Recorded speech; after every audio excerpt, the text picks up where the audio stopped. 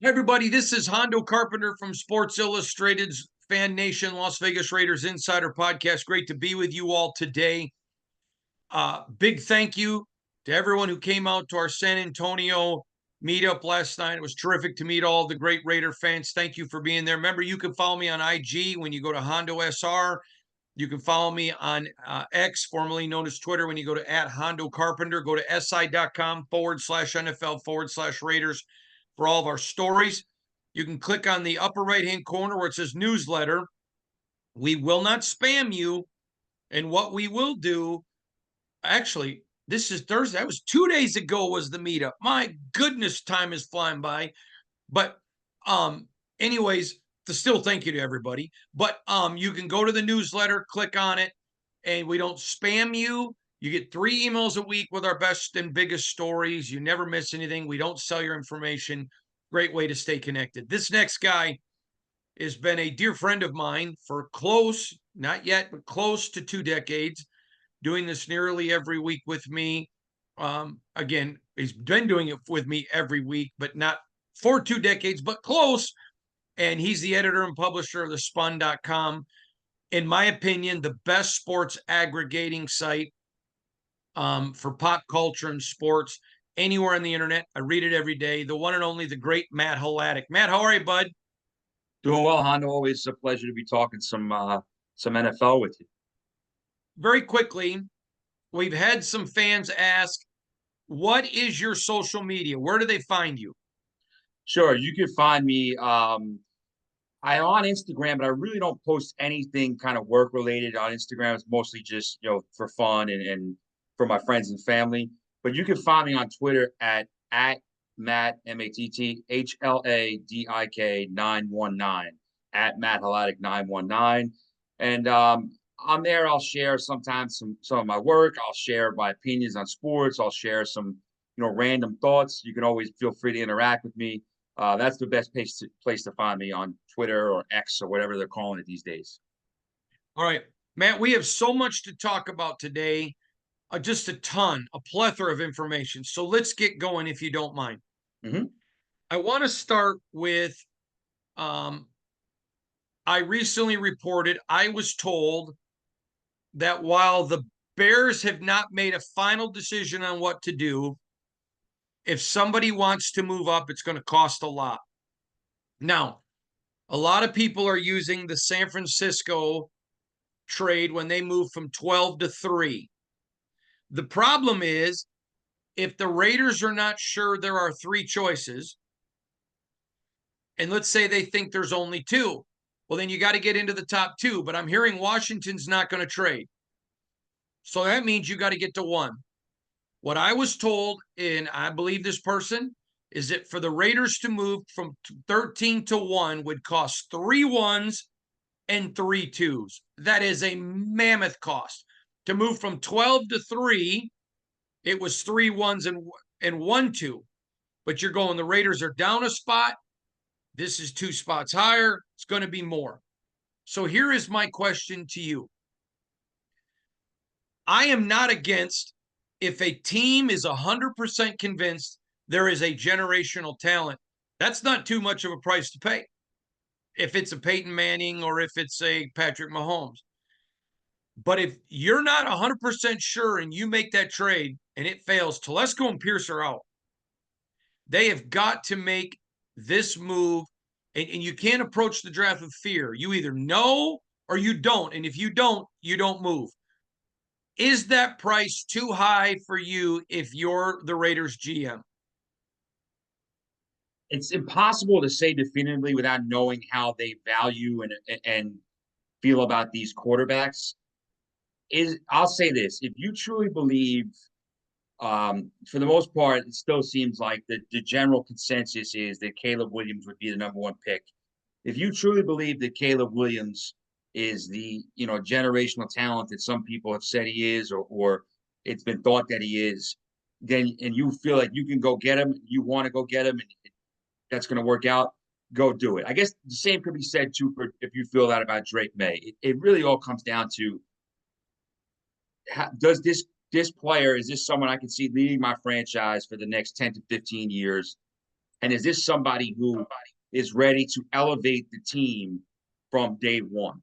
Because when you're giving up that much, you're giving up a substantial portion of the supporting cast and future supporting casts. So is this player ready to elevate what's around him, what we have from day one? Those are the questions that have to be answered if you're the Raiders before end of April. So next 2 months. And think about this one. If you're the Raiders, and let's say you're convinced it's Jaden Daniels, Mm-hmm. well, and you're convinced Williams is going to go one, I think Commanders won't let Jaden Daniels get past them at two. So that you still got to go to one to get Jaden. I mean, if you think there's a generational talent there, there's no cost too high. But man, you got to make sure you're right, don't you? You do, and you have to either be totally certain about one quarterback and willing to trade up the the haul for number one, or okay with getting any of those big three, and maybe moving to three with New England if it's available, and just taking whoever falls to you. Um, that's great if you evaluate all three of them similarly. I find it very hard to believe that any team is going to have all three of them similarly rated to where they're so close that it would be like splitting hairs. And that's not just the Raiders. I think every team's going to have their preference of at least one or maybe two of the three. So I think if you're the Raiders, you almost have to be willing to trade up to one to get your guy. And I don't know if that price is too much to pay when you weigh it against what they already have and you weigh it against how they evaluate the quarterbacks in this draft. Okay, I'm going to ask you point blank because I am hearing now, and you've done this with me a long time. The people who I trust, who are the best quarterback drafters that I know, the people that have told me this guy's this guy's this, and have been accurate the most, not one of them told me that they think Caleb Williams is anywhere close to the best quarterback in this draft. They think some of his physical skills are very, very impressive, and a lot of people are impressed with that.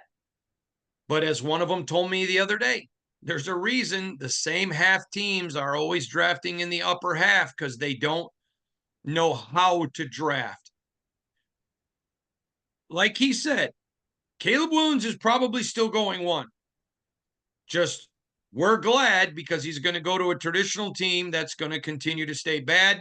And he said this to me also, there's going to be a lot of overdrafting for quarterbacks this year, which is going to put a lot of good players pushed down for us. What do you think of his evaluation?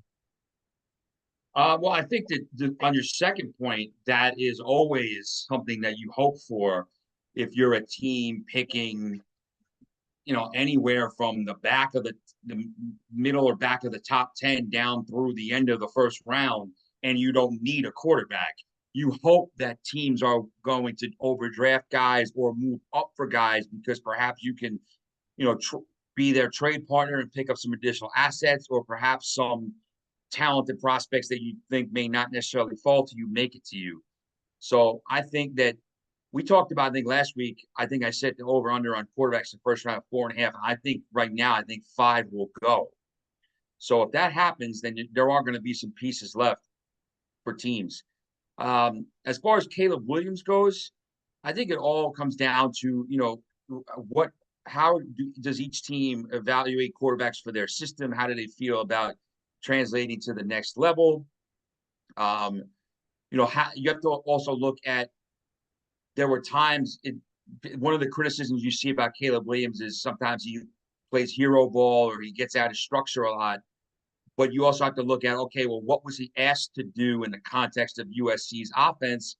And was their offensive structure good enough to give him options where he didn't have to overdo things? So those are all things that teams have to answer when they evaluate, and they have more of that info than we do just because they're going through the day-to-day process. Agreed. But you saying what you said about teams thinking either, I guess it would either be May or Daniels or the number one quarterback and not Caleb Williams. That's what makes the draft fun. Every team has their own evaluation, and it will make things really interesting come April. All right. I want to turn to Aidan O'Connell. I do not feel like we have seen enough from him to call him a generational talent or to call him a franchise quarterback. I you got to be fair. But I also think the kid goes last 4 games, eight touchdowns, no interceptions, 3-1 against the AFC West. Last 5 games, 9 touchdowns, 1 interception. He got better each and every time. He improved. I have not seen enough that you throw this kid away. A lot of people, oh, he's a career backup. Oh, well, okay. I'm talking to people around the league who are intrigued by him. Very intrigued by him. There would be a market for him if they wanted to trade him. My question to you is this. I don't think anybody with a brain is anointing him the next franchise quarterback. But he's shown enough that I'm stunned at the amount of people wanting to throw him away. Your thoughts? Now, and listen, I'm on the record. I think they should draft a quarterback and go get a veteran and let everybody compete. Competition's good. So I'm not anointing him anything. I'm just stunned at the people that are willing to throw him away. Your thoughts? Well, I think some of that stems from, I think fans, excuse me, always want that guaranteed can't miss long term solution at quarterback, and they want a superstar talent, especially when you look around the league and see what some guys are doing, and especially all over the AFC. And in the Raiders' own division, you have Mahomes and you have Herbert, so you have those guys who are uber talented.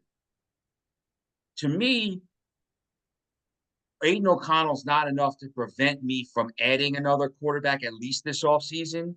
But if I don't feel comfortable with trading all the way up to one, like you said, and getting one of those three guys, I don't have a problem if I'm the Raiders keeping Aidan O'Connell, adding a vet if you do, or adding a vet and adding another quarterback who's outside of that top three in the draft, and kind of bringing him in and see where they fit. Because to me, the NFL is a results-based league, and it's a what have you done for the league, and you got to produce pretty much right away. However, I think if the Raiders don't have that definite franchise guy going into 2024, and they use it the season and they kind of go through and see what they have at quarterback, I don't think that's going to really put Antonio Pierce and Tom Telesco behind the 8 ball yet. If they go and draft their guy, that starts the clock on them immediately. If they trade up to number 1 and get Drake May or Caleb Williams or whoever, that starts the clock on that regime saying, this is your guy. You're telling me that we're going to be competing for championships sooner rather than later. So I mean, they're going to keep Aidan O'Connell, I would imagine, in some capacity for next year. And I think that from the little bit I saw this year from him, I think his floor is a solid career backup, but his ceiling could be somebody who's a capable starter around the league, depending on how he develops. Yeah, I was told by one person, I'm not going to say where, but if you go back and look at him at Purdue, he wasn't Patrick Mahomes, but he was mobile. He did shift. You did see some running. And they told me they think his statuesque was more Josh McDaniels. And they said they told me they thought Getsy was a great one because Getsy's going to work with him and he'll show some of that. And what was interesting is in Getsy's press conference, he talked about he doesn't have to be a guy that goes and rushes for 100 yards. He can use mobility to slide away from problems, move around. I thought that was very, very, very important. All right. We got a bunch of NFL topics and still more Raiders, but I want to get into this. The Belichick Kraft family, Apple Plus has a series on the dynasty. And as you know, I was the first national media member to report last year that if the Patriots did not get to the playoffs, that Bill Belichick was going to be gone. I got that from somebody within the organization. It was interesting watching this whole relationship fray. And the bigger question to me is this. I often say coaches need to be loved because if they're not, that means the locker room is not embracing them. Owners' egos have to be loved because that's what they crave. When you look at Jimmy Johnson and Jerry Jones, Bill Belichick and Bob Kraft, how many of these dynasties fall internally? Like the Roman Empire, nobody took them down, they fell internally. How many of these big successful franchises fail because of ego between coaches and owners? It's pretty amazing, isn't it? It is. And I mean, you look at what the Patriots had, it lasted for 20 years, basically. They were able to keep it running. But you see, and they're coming out weekly with 2 episodes they're dropping per week for the Dynasty. And I think in the final two, which will be out in a few weeks, is when you get into the Brady Belichick stuff. We wrote about it, but all we have out there about that is what's been reported by some Patriots reporters and other people who have advanced screenings of the documentary. Yep. And they say, they say Brady says in it, listen, like at the going towards the end of the 2019 season, like I accomplished so much in New England. Coach Belichick and I did so much together, but I wasn't coming back. And this is a guy who had won 6 Super Bowls there, and in his second to last season in New England, won his final Super Bowl. So think about his last season, 2019, they lose in the first round of the playoffs, but 2016 through 2018, they went to 3 Super Bowls and won 2 of them. So this is a team that was still having the ultimate success, and it was still those relationships were starting to fray, and Brady and Belichick were starting to they were had enough of each other. And there's other instances where you talk about the players, you look at how successful that team was, and there's guys in the documentary saying, "Listen, we didn't enjoy coming to work. We went there like, oh, like it was a tough environment that Belichick ran there." So you see how they were able to succeed in spite of that, probably partially because of the discipline and the organization that Belichick did have, but in spite of the fact that guys weren't necessarily happy with how things were run. It's always fascinating to see that stuff, because my opinion is there are certain organizations and structures with front offices and team, and this goes for teams too. There are certain teams that are almost doomed to fail from the start because the coach is in over his head, or the GM, or things like that, or they don't. And then there's certain teams that are just the cream of the crop and they're going to be successful. And then I think in the middle, you have a lot. There's a lot of things that are dependent upon one or two different relationships or one or two different factors, and things could be looking great, and all of a sudden it crumbles. Look at, for example, the Eagles this year. The Eagles were the best team in the NFC in 2022. They were a possession away from winning the Super Bowl. They start 10-1 this year.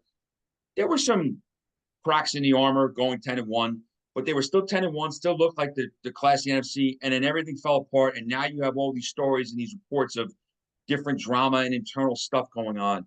I think we see it in every league. Like, things can go from rock solid to crumbling very quickly. It just shows you how unstable might not always be the right word, but just how the chemistry plays such a big role in organizations. Look, a lot of people around the sports world ticked off that the Swifties voted and Travis Kelce is the People's Choice Award for Athlete of the Year. To me, the reaction, and by the way, I want to go back. I'm so excited to watch that series on Apple Plus. Mm-hmm. That's going to be so good that I can't hardly wait. All right. Swifties get it for Travis Kelce. How funny is that? It is, and it just shows you the way that the Swifties have taken to Travis Kelce, and it shows you that listen, I'm sure there were Taylor Swift fans who were already fans of the NFL before this, but now you're expanding the horizons of the fan base to maybe some people who weren't fans of the NFL, or maybe didn't know all that much about Travis Kelce or weren't into it beforehand, and now they're all in and they're voting him for People's Choice Awards. And I think it's great. I think it's really good for the league. I get people are tired of the storyline. I understand that.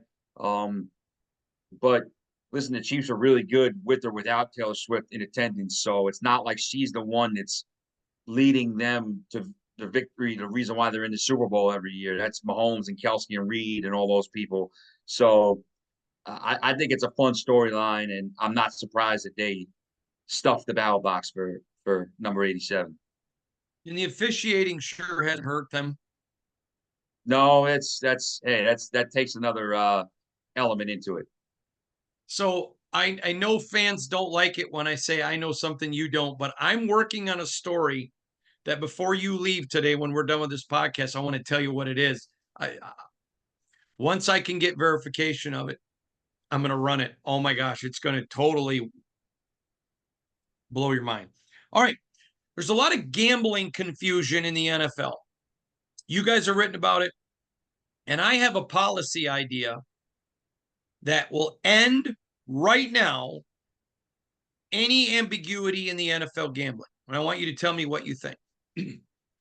Anyone who gets a paycheck from the NFL or an NFL franchise or an NFL subsidiary, such as NFL Media, okay, cannot bet on pro football, period. You can't expand it to you can't vote on college or whatever because it's all legal. But I say you can't bet on pro football. If you do, first offense, gone forever. There's no ambiguity there. Your thoughts? Would you extend it to pro sports, period, or just the NFL? I'm just curious. Well, here's the problem. Okay, here's the problem is how do you tell somebody who comes to Vegas on vacation, and all the players do, you can't bet on a baseball game? I mean, it's completely legal. Or if you live in a state where it's legal, I don't know how you start outlawing things that are legal. Listen, I think it would be better. You know this. I'm a media member. I don't bet on anything sports related because I just think it's an ethical line I don't want to cross. I don't want it to ever impact my coverage. I don't want to win big with a kid in college and then have him come and have me look at him. So I stay away from it. I think it's best to stay away from it. But the problem is it's perfectly legal. Mm-hmm. And I mean, I worked one time when I covered Michigan State with a media member there that bet big. And I kept thinking, gee, I just, to me, that was dangerous. I just would not do it. But I also think you got to keep it within line and saying if it's legal, it's legal. Your thoughts? Do you think it should be all pro sports? What do you think?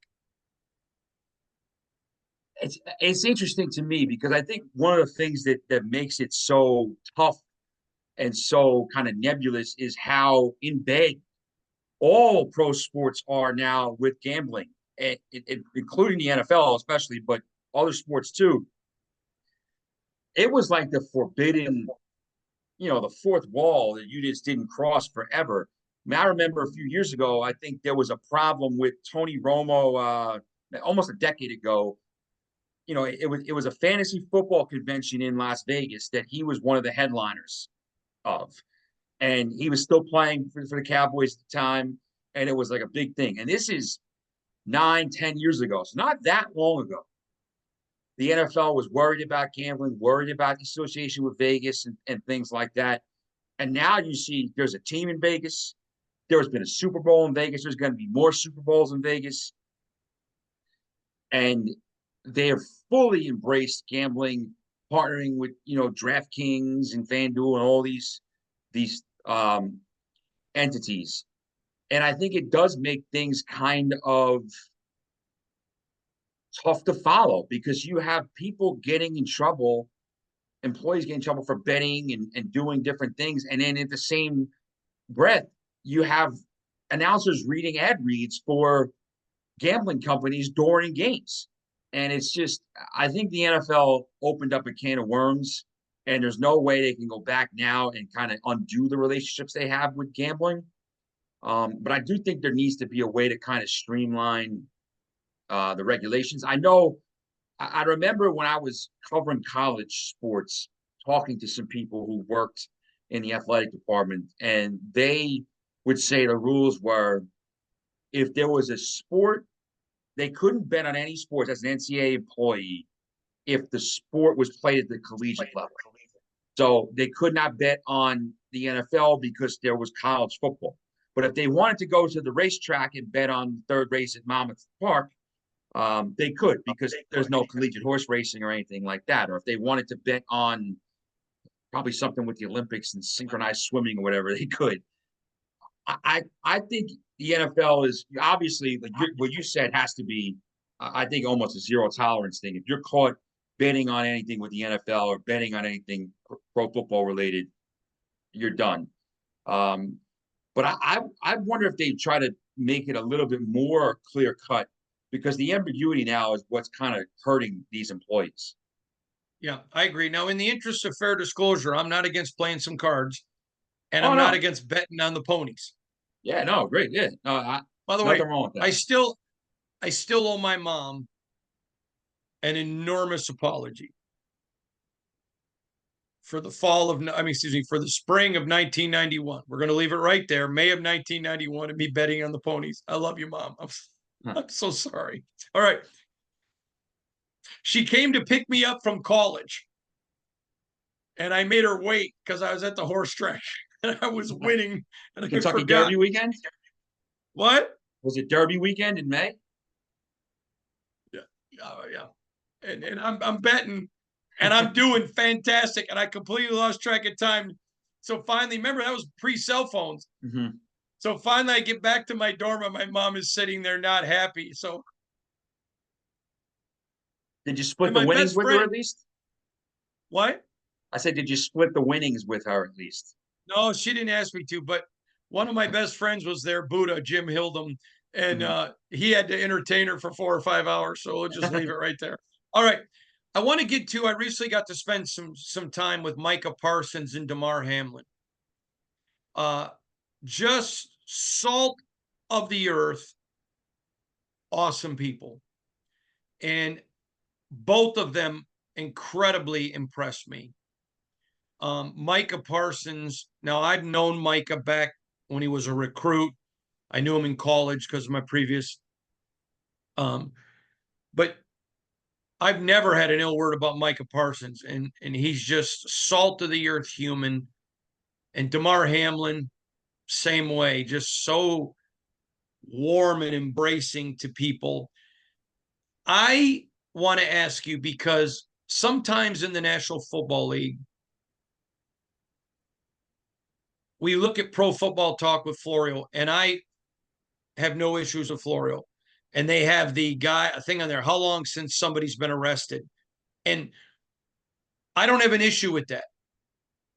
But sometimes when you get this many people together, you're going to have some bad apples. But 99% of the pro football players are tremendously warm people. They're great human beings. They're not egomaniacs. There is the 1%, but they're great people.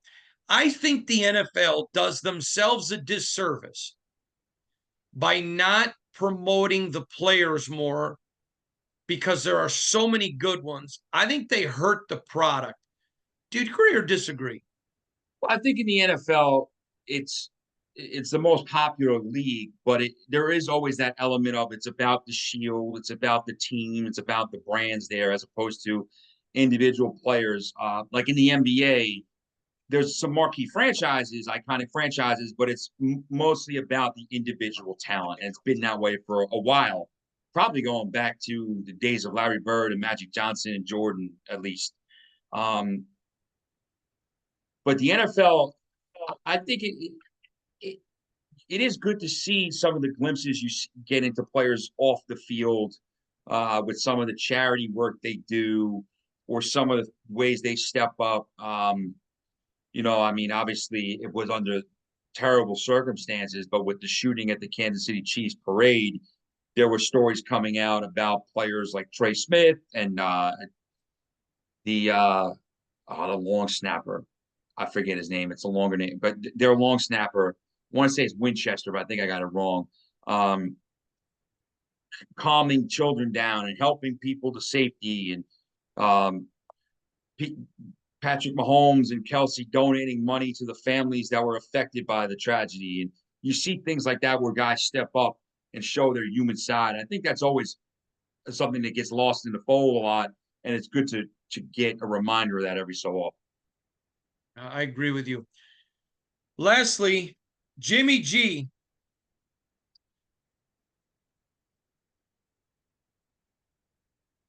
Not not smart. I mean, he's got to be kicking himself for forfeiting that was 11 million, I think it was. Yeah, 11.25 million. not chump change. And That's listen, this is almost a Matt guy. Halatic bonus money. I wish the this is a guy who, he's made some money in the league. He's been around, established vet, but coming to a point in his career where it's a little bit of a crossroads with how much longer does he have left? Will he ever be a starter again? Or is he just going to kind of be a backup? And when you have that money that's going to be guaranteed to you and you forfeit it with a PED suspension, doesn't help you financially, and it doesn't help him in terms of his standing for what he's going to be doing to start the 2024 season, because again, there's uncertainty about how much he can play at this point in his career. Is Deshaun Watson, I mean, can we officially call that the worst contract in NFL history? And isn't that just the Browns being the Browns?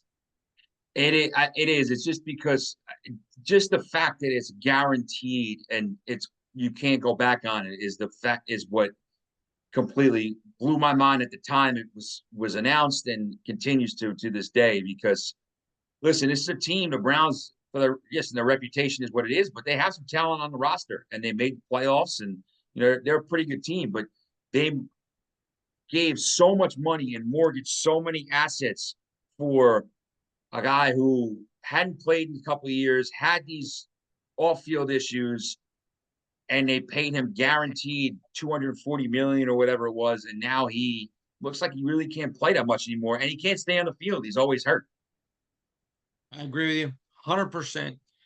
Makes no, I feel bad because I love Brown fans. I have so many friends who are Browns fans, Mm-hmm. but that organization, they are their own worst enemy. All right. I'm Hondo Carpenter. You can follow me on IG, Hondo SR, X, formerly known as Twitter, at Hondo Carpenter, SI.com/NFL/Raiders. We'll see you all tomorrow.